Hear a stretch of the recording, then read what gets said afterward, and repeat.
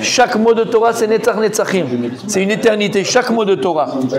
Et après, ce matin, on dira, mais juste encore un mot, si j'avais encore un mot, c'est une margalite.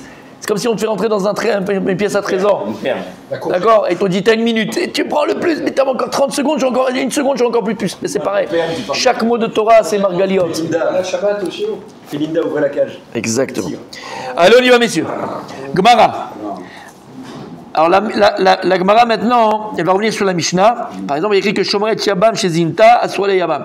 Si maintenant, on avait dit, donc une femme était mariée avec un homme, Baruch Hashem, et cet homme-là, il avait un frère. Et le mari, donc cet homme-là, il meurt. Normalement, elle est promise au frère. Ok. Et il y a écrit que si maintenant elle était Shomeret Yabam, c'est-à-dire que le mari, il est mort, et entre-temps, elle doit dans le processus qu'on va au Beddin, qu'il doit faire machin. Non, il y a Iboum. Oui. Mais il n'y a pas encore Iboum. Okay. Et entre-temps, elle a fait crac, crac, boum, boum, crac, crac, boum, boum. Elle devient interdite au Yabam. S'il y a deux témoins. Il faut qu'il y ait deux témoins. Non, pas d'Atra. On l'avait déjà vu dans quoi? Dans Sota. Ok. Amar Rav Nuna, Shomeret Yabam, Shezinta, Asura Leibama. Donc il dit Rav Nuna, une Shomeret Yabam qui a fait donc le znout avant de se remarier avec le frère. Juste une question là-dessus. Dans ce cas-là, ce cas que vous venez d'énoncer là, elle ne sera pas soumise à la sota. Ça veut dire que c'est que dans le cas. Là, c'est un djinn Bichlal, c'est un djinn, rien à voir. Exactement. Je te réponds. Comme la Gemara, elle te dit, Rabbeinu, il te dit, comme une femme mariée qui va avec un autre homme, d'accord, elle a soura à son mari, l'Olam, une Shomeret Yabam qui va avec un autre homme avant de faire Iboum, elle a soura au Yabam, l'Olam. C'est tout. C'est tout. C'est ça. Non, parce que ça rentre dans le cas qu'on avait vu précédemment. Non, pour l'instant, non. Oui, mais pour l'instant, on parle pas de ça. On parle pas de ça. On parle pas de ça. Laisse parler à Gemara. Je t'ai dit de quoi on parle. Je t'ai dit de quoi on parle. Là, Gemara, elle vient et dit, d'accord. Là, la Gemara, elle te donne un djinn. Shomeret Yabam, c'est comme une femme mariée. Une Nessoua. À partir du moment où une Nessoua, elle a été avec un autre homme, voilà. Elle a soura son mari. Qui est des témoins, pas des témoins. Alors, elle a soura son mari. Attends, Nessoua. Oui, mais on parle Nessoua. Même la Roussa, c'est pareil. Donc il n'y a pas Roussa, t'as raison. L'Agmalien dit Mima, d'où est-ce que Ramam Nouna, il a appris ce djinn-là, qu'une Shomeret Yabam, elle a le même djinn qu'une Nessoua. Shomeret Yabam, elle a le même djinn qu'une Nessoua. Shomeret Yabam, elle a le même djinn qu'une Nessoua. Mais il est katané. Parce qu'il a écrit au sujet de la sota. Il a pris ça de la sota. D'où il a pris ça? Il a écrit Shomeret Yaban Uchlusa. Parce que dans la Mishnah, il nous a expliqué hier de manière extraordinaire Rabbi Abraham que quoi?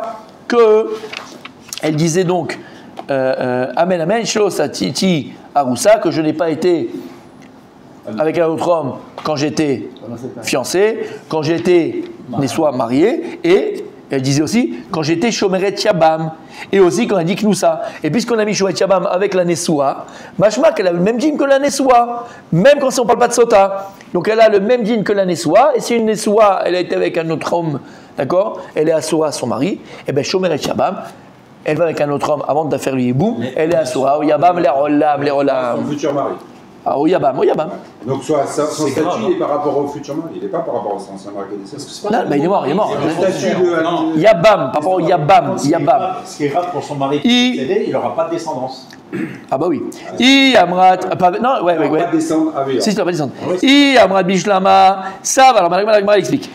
Amrat Bishlama. Ça va bien si tu me dis que la Shomeret Yabam, qui a été avec un autre homme, Asira, donc elle est Asura, Mishumari.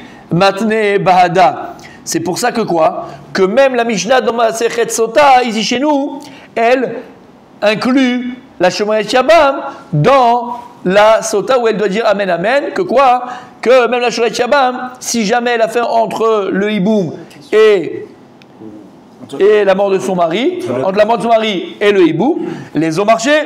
Donc là je comprends. Et là il y a Amrat, mais si tu me dis Lo Asira, mais tu me dis que la Shomeret Yabam, dans tous les cas, elle n'est pas Sora à son Yabam si elle a été avec un autre homme entre-temps. Et Rimadna Bada. Alors comment tu comprends la Mishnah dans Sota? Que si jamais j'ai fait, j'aurais dit si jamais j'ai été avec un autre homme, entre le temps que mon mari est mort et le temps que je me marie avec toi, le Yabam. Mais il n'y a pas ça dans la Mishnah. Mais la Mishnah le mentionne. Mashma, que Shomeret Yabam, elle est Asura à son Yabam, comme une Nessoua. Ve'atnan, et on a enseigné dans la Mishnah, Tnan Mishnah, Zeaklal, c'est une généralité. Kol she'elu tibael velote asura lo ya matnaima, c'est un klal. Toute jeune fille, toute femme, on va dire femme en général, d'accord, qui fait le maasé, qui fait l'acte sexuel, mais à cause de ça, elle n'est pas interdite à quelqu'un d'autre. Par exemple, si maintenant, quand elle était jeune fille, elle a fait boum boum, il n'y avait pas de héroussine, il n'y avait pas de machin, il n'y avait rien encore. Ouais. Et après, ils se rencontrent, et après, ils veulent se marier. Et là, Asura, son nouveau mari. Il n'y a rien. Oui, mais il n'a pas Asura, lui, d'accord. Ok. Donc, il dit Kol chez l'Outiba et Veloté Asura, lo avait Matneima. Donc là, il n'y avait pas de quoi? Il n'y avait pas de joie du Kohen. Toute chose qui ne rendait pas Asura la femme à son mari ou à son Yabam ou n'importe qui, là, on ne la faisait pas jurer dans la sota. Et donc, il t'amène une preuve, Rabban Nouna, que quoi? Que la chomeret Yabam, je rappelle, c'est quoi la chomeret Yabam? C'est que son mari, il est mort, elle doit épouser maintenant le Yabam, le frère. Dans ce laps de temps-là, si elle avait été picorée, picotée, chouchou, caillou, vas-y, vaza, eh ben, avec un autre homme, eh ben, elle était à Sora ou Yabam, les rola. Il y a deux dînes où il y a une sorte de réservation. C'est une sorte entre le fiançailles et le mariage, il faut être la ligne. Voilà. Et quand il y a un mec qui meurt, par rapport à son frère. Voilà. Et pourquoi? Tu l'avais dit, rappelle-toi, on l'avait dit. Parce que quand déjà il accepte le mariage, il est déjà. Il s'en rappelle. La camarade dans les mamans, elle appelle ça Zika. Zika, tu te rappelles? Skouka Beomedet. En fait, de manière. Comment on dit en français? De manière. Non, il y a un autre mot. Implicite. De manière implicite. Une femme, normalement, quand elle épouse un homme, implicitement, elle sait que c'est que tout va pour aussi marcher avec le frère si jamais son mari meurt, son enfant. Que s'il est né, le frère. C'est mort. Que si l'autre frère. Ah oui, s'il n'est pas encore né. Oui, bah, on va pas entrer dans tous les détails, on n'est pas dans les mamottes, ok, mais c'est d'accord, c'est classique. Donc, qu'est-ce qu'on a appris ici, Ramlamnouna, de Maseret Sota? Pas Tamar, là. Non. Qu'est-ce qu'on a appris de Maseret Sota? Que Shomeret Yabam, elle est comme une Nessoua, et si jamais maintenant, oublie la Sota, si jamais une Shomeret Yabam, elle a été avec un autre homme pendant cette période-là, elle est Asura, à son pendant cette période, elle peut aller avec son futur mari, là? Non. Oh là là, toi c'est vraiment les idées, mais vraiment tendues. On parle de Sota, il va lui faire boire Sota alors qu'il sait qu'il est une vraie question, Michila. Quand le frère décède. C'était une autre époque, 68 ans. Quand le frère il décède. Oui. Elle est permise directement au frère. C'est quoi les choses à la fin? Pas du tout. Il faut qu'il y ait boum. Alors, pour ne pas, normalement, Minatora, on l'avait vu. Mais je répète, dis-moi, moi j'ai mis 40 ans pour me rappeler. Donc il a écrit comme ça, et de Minat, il a fait. Moi je peux. Il a d'être bon comme ça là? Non mais ce que vous comprenez pas, non c'est fini ça, là il ne plus. Ça c'était avant. Il n'avait pas connu avant, ma mâche un bord, il était rien de rentrer, c'était dur. Regarde maintenant ce qu'il est devenu Blainara, ça s'appelle mon la persévérance. Il y en a qui persévèrent et des autres qui ont abandonné au milieu du chemin. Et puis maintenant, on trouve des excuses parce que cela. Non, il s'est accroché le mec. Et il voulait partir. Hein. Ah bon? Je l'ai rattrapé la dernière minute. Je t'assure qu'il était la dernière minute. Je l'ai rattrapé par le bout de son. Par la peau du. Par ma mâche, vraiment. Et donc, qu'est-ce que tu disais? Oui. Tu disais quoi?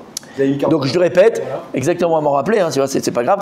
Donc normalement Midoraïta, la première Ktuva du premier mari, elle marche. Chachamim ils ont dit, et Chachamim, elle marche pour le Yabam, mais pas besoin de Ktuva, pas besoin d'une Ktuva.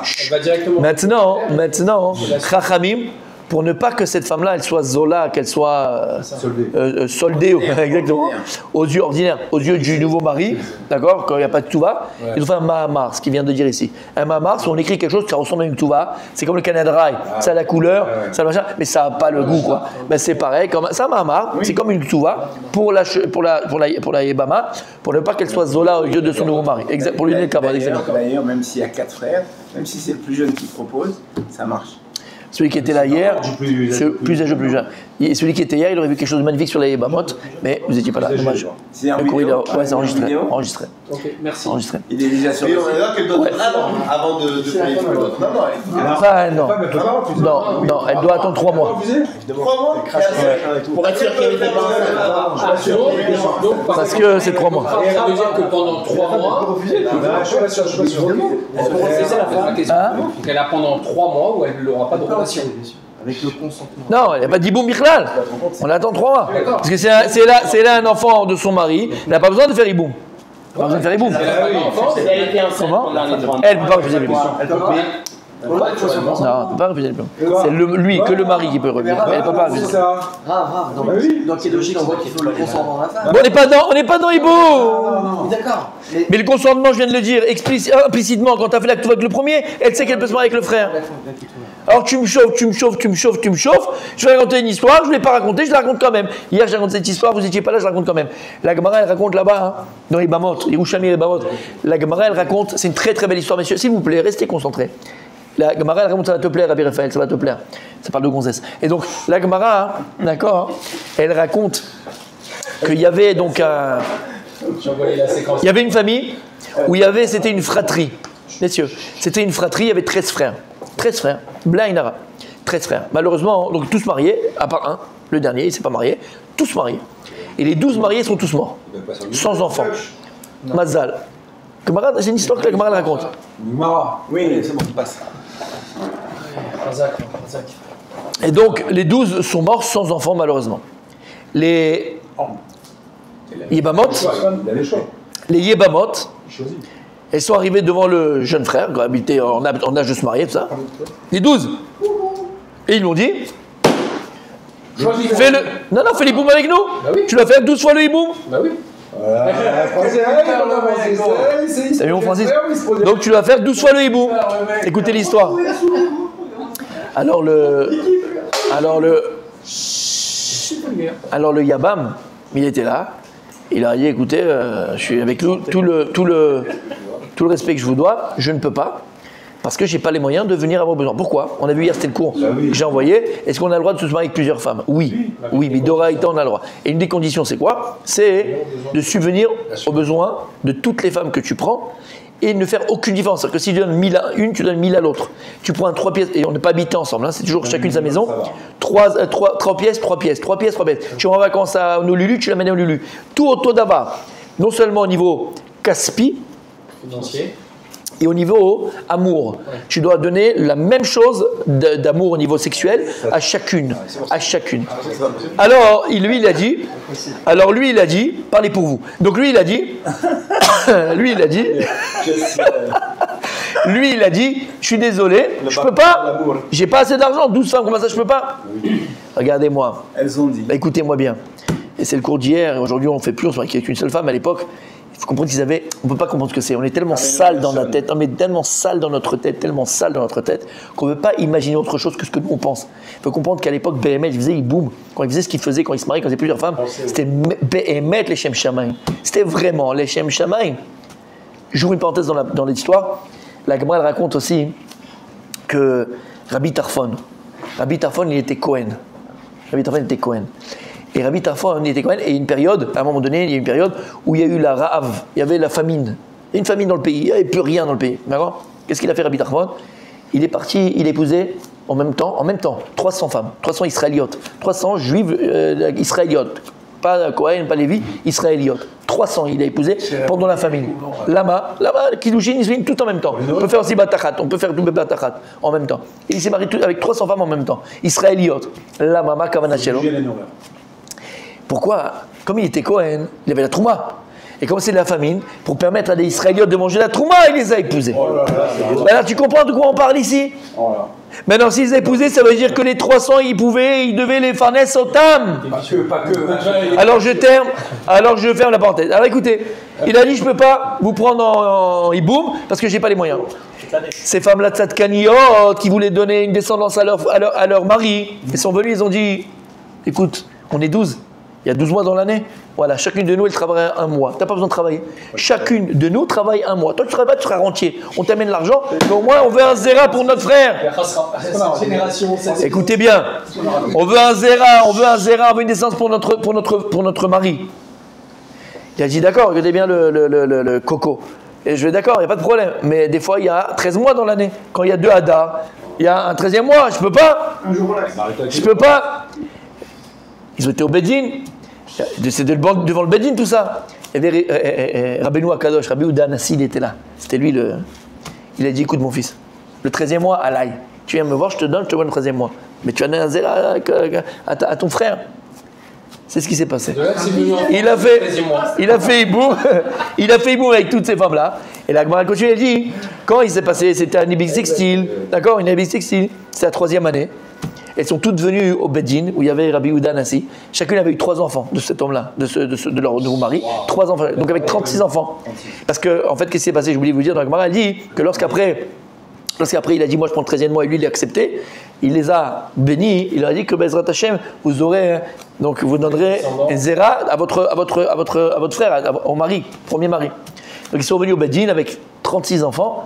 Et Rabbi Yehuda, alors il a dit, maintenant tu nous as promis le 13e mois. Il a dit, Nachon, il leur a donné le 13e mois. Histoire de Ibamot. Shamata?